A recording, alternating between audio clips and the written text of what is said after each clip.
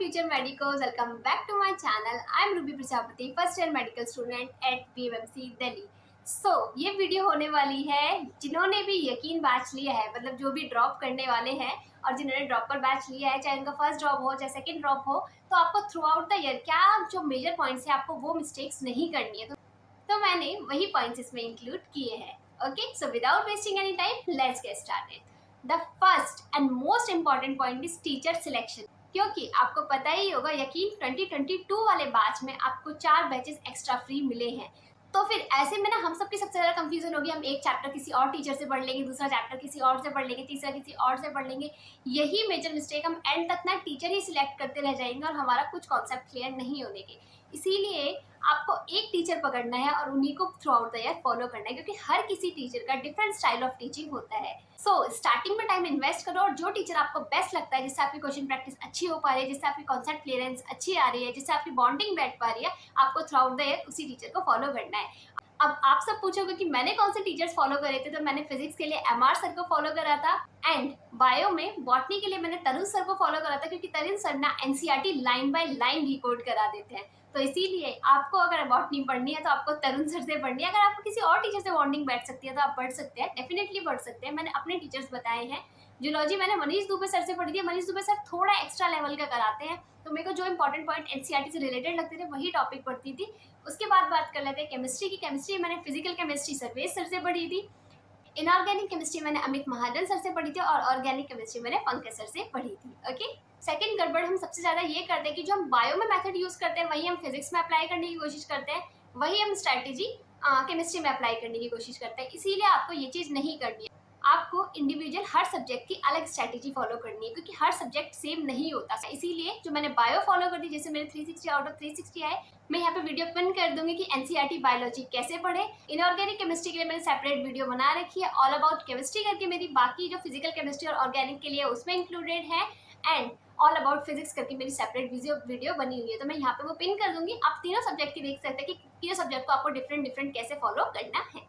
Third confusion ये रहती है कि हम ना कुछ चैप्टर्स के नोट्स नहीं बनाते हैं। हम सोचते हैं कि नोट्स बहुत टाइम कंज्यूमिंग होते हैं, पढ़ लेते हैं, बस लेक्चर्स कवर कर लिए, डायरेक्ट क्वेश्चन प्रैक्टिस कर ली, लेकिन बाद में जब टॉपिक रिवाइज करने बैठोगे तो रिवाइज करने के लिए आपके पास मटेरियल तो होना चाहिए ना, क्योंकि पीपीटी से आपको हर चीज़ समझ में नहीं आती। क्योंकि टीचर ने मान लो कोई कॉन्सेप्ट आपको स्टोरी की फॉर्म में बताया है, वो स्टोरी को सर ना पीपीटी पे नहीं लिख सकते। अगर आप अपने नोट्स बनाओगे तो उसमें हिंदी, इंग्लिश या फिर आप जो भी लोकल लैंग्वेज यूज़ करते हो उसमें वो स्टोरी की फॉर्म में आपने लिख लिया है। तो जब आप काफ़ी टाइम बाद वो टॉपिक रिवाइज करते हो ना, तो आपको स्टोरी पढ़ के पूरा कॉन्सेप्ट याद आ जाता है।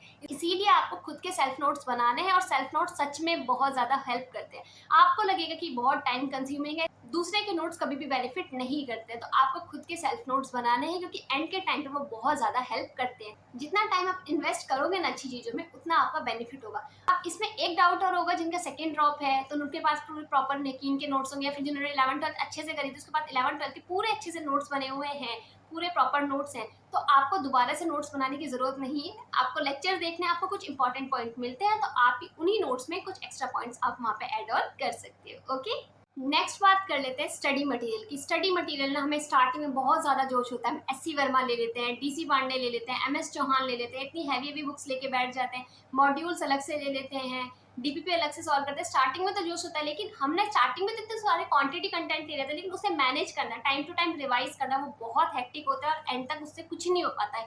इसीलिए आपको क्वांटिटी ऑफ कंटेंट ना फॉलो करके क्वालिटी कंटेंट फॉलो करना चाहिए। आपको यकीन बैच में डीपीपी मिलेगी, आपको डीपीपी सॉल्व करनी है, साथ में आपके पास कोई एक रेफरेंस मटेरियल होना चाहिए ताकि जिससे आप क्वेश्चन प्रैक्टिस कर सको। तो आपके पास अगर मॉड्यूल्स हैं तो आप मॉड्यूल्स यूज कर सकते हैं, या फिर आपके पास कोई रेफरेंस बुक है तो आप रेफरेंस बुक भी यूज कर सकते हैं। मेरे टाइम पे पीडब्ल्यू के मॉड्यूल्स नहीं थे, तो मेरे पास एलएन के मॉड्यूल्स थे, तो मैंने वो सॉल्व करे थे। आपके पास पीडब्ल्यू के मॉड्यूल्स आप प्रोवाइड हैं तो आप वो यूज कर सकते हैं। आपके पास कोई और रेफरेंस बुक है तो आप वो यूज कर सकते हैं। लाइक आप फिजिक्स और केमिस्ट्री के लिए आपके पास एमटीजी फिंगर टिप्स हो, आप एमटीजी फिंगर टिप्स यूज कर सकते हैं। आपके पास अगर डीसी पांडे हो तो आप डीसी पांडे यूज कर सकते हैं। कहने का मतलब ये है कि आपको काफी सारी बुक्स नहीं फॉलो करनी, आपको एक रेफरेंस बुक करनी है और उसे थ्रू आउट द ईयर करना है।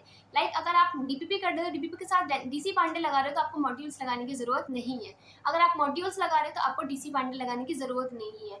डीपीपी मॉड्यूल्स या फिर डीपीपी कोई reference book. So the point is कि आपको डीपीपी के साथ में एक रेफरेंस मटेरियल चाहिए प्रैक्टिस के लिए। आप उसके लिए कोई भी मॉड्यूल्स यूज़ कर सकते हो। मॉड्यूल्स नहीं है आपके पास, अगर रेफरेंस बुक है तो आप वो यूज़ कर सकते हो। केमिस्ट्री के लिए आप एमटीजी फिंगर टिप्स यूज़ कर सकते हो, उसकी लिंक मैंने डिस्क्रिप्शन में दे रखी है।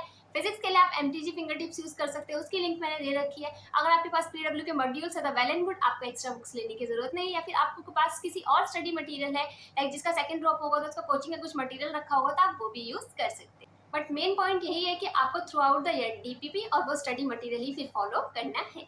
फिफ्थ और सबसे बड़ी मिस्टेक जो मैंने लास्ट के अटेम्प्ट में करी थी कि मैं टेस्ट नहीं देती थी स्टार्टिंग में। जब तक आप स्टार्टिंग से टेस्ट देते हो नहीं चलोगे ना, आपको पता ही नहीं चलेगी कि आपकी लेवल ऑफ प्रिपरेशन कहाँ जा रही है। स्टार्टिंग में मैंने 1-2 टेस्ट दिए, उसके बाद मेरा बैकलॉग होता चला गया, मैं टेस्ट नहीं देती थी। उसके बाद फिर मैंने सोचा बाद में दे दूंगी, फुल सिलेबस कंप्लीट हो जाएगा। फुल सिलेबस के बाद में मैंने थोड़े बहुत टेस्ट दिए थे, उस साल मेरे 578 स्कोर आया था।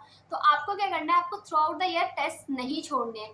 टेस्ट इज लाइक आपको फाइनल खेलने से पहले सेमीफाइनल आना चाहिए। टेस्ट के मार्क्स मैटर नहीं करते, बट आपको टेस्ट देना है। मान लो आपका टेस्ट का सिलेबस कंप्लीट नहीं हो पाया, 80% ही कवर हो पाया, तो आप उस टाइम आप टेस्ट के मार्क्स के पीछे नहीं भागेंगे। आपको उस 80% का देखना है कि मैंने जो टेस्ट में 80% जो सिलेबस आया था उसमें से तो मेरा कोई क्वेश्चन गलत नहीं हुआ है। आपको वो चीज़ को देखना है। उस टाइम आप मार्क्स का मत सोचो, उस टाइम बस ये सोचो कि मैंने जितना पढ़ा था वो मैंने सही करा है कि नहीं करा। टेस्ट के मार्क्स नहीं मैटर करते। सेमीफाइनल का कोई ये नहीं पूछता कि कोई प्लेयर कैसा खेला है कैसा नहीं खेला, बस प्रैक्टिस मैटर करती है। आपने उससे कितना सीखा है, उस चीज़ को कितना एनालाइज करा है। इसीलिए आपको टेस्ट जरूर देना है, स्टार्टिंग से टेस्ट स्किप मत करना। ओके, फिफ्थ वाले पॉइंट से भी इंपॉर्टेंट पॉइंट है कि टेस्ट का एनालिसिस। अगर आप टेस्ट दे रहे हो, टेस्ट का एनालिसिस नहीं कर, गलतियां टेस्ट से निकलती हैं, उस चीज को रिवाइज नहीं कर रहे हो, तो आपको आपकी मिस्टेक्स नहीं पता लग पाएंगे, आप उन पर वर्क नहीं कर पाओगे, तो इम्प्रूव कैसे ही करोगे। अगर हम बोलते हैं ना कि हमारा टेस्ट के स्कोर इम्प्रूव नहीं हो रहा, तो हमें लगता है कि हम ना, क्योंकि हमें डाउट आता है कि यार हमारे तो टेस्ट का स्कोर ही नहीं इंप्रूव करता, मेरे तो 300 नंबर ही आ रहे हैं, मेरे 400 नंबर ही आ रहे हैं, मेरे 500 से स्कोर ऊपर ही नहीं जा पाता। ये सब चीज़ें कब आती है, हम टेस्ट को अपने एनालाइज नहीं करते। हमें लगता है कि टेस्ट एनालिसिस बहुत बोरिंग है यार, 1-2 घंटे कौन ही देगा, चल जो मिस्टेक्स होगी देख लूंगा, नहीं करूंगा बाद में, कि मिस्टेक्स एक बार पढ़ लेता हूँ, नेक्स्ट वाले टेस्ट में रिपीट नहीं करूंगा। बट वो एंड तक इतनी सारी मिस्टेक्स हो जाती है ना कि उन सबको याद रखना हमारे लिए बहुत ज़्यादा मुश्किल हो जाता है। इसीलिए आपको टेस्ट एनालिसिस करना है, आपको मिस्टेक नोटबुक बनानी है, आपको हर टेस्ट का एनालिसिस उस मिस्टेक नोटबुक में लिखना है। मिस्टेक नोटबुक में आपको क्या क्या इंक्लूड करना है कि आपके कौन कौन से क्वेश्चन सिली मिस्टेक से गलत हो रहे हैं, किसके आपके कॉन्सेप्ट आता भी था फिर भी क्वेश्चंस गलत हो रहे हैं, कौन से आपने बिल्कुल कॉन्सेप्ट नहीं आता था इसलिए वो आपने छोड़ दिए थे, किस रीजन की वजह से छोड़े थे। आपको प्रॉपर टेस्ट एनालिसिस करके वहाँ पे पूरा लिखना है कि मैं कैसे इंप्रूव कर सकता हूँ। फिर जो आपकी मिस्टेक्स उसमें से आती हैं, आपको उसे टाइम टू टाइम रिवाइज करना है। उस जो टॉपिक आपका गलत निकलता है, जिससे आपके मैक्सिमम क्वेश्चन गलत हो रहे हैं, उसको आपको ज़्यादा क्वेश्चन प्रैक्टिस करने की जरूरत है, ताकि आपको वीकर एरिया भी स्ट्रॉन्गर एरिया में कन्वर्ट हो सके। इसलिए आपको टेस्ट का एनालिसिस बिल्कुल भी स्किप नहीं करना है, और टेस्ट एनालिसिस के बाद आपकी जो मिस्टेक्स आती है उन पर वर्क करना है और उन्हें लिटरली आपको इम्प्रूव करना है। ओके, टेस्ट का एनालिसिस प्रॉपर करना कैसे है, कि किस सीक्वेंस में आपको टेस्ट एनालिसिस करना है, क्या क्या उसमें मिस्टेक्स देखनी है, क्या क्या लिखना है, इसके ऊपर मैं सेपरेट वीडियो अलग से बना दूंगी, आप वो वाली वीडियो मेरी देख सकते हो। इसके अलावा भी आपकी कोई क्वेरी होगी तो आप मुझे नीचे कमेंट सेक्शन में बता सकते हो। See you soon in the next video. Thanks for watching.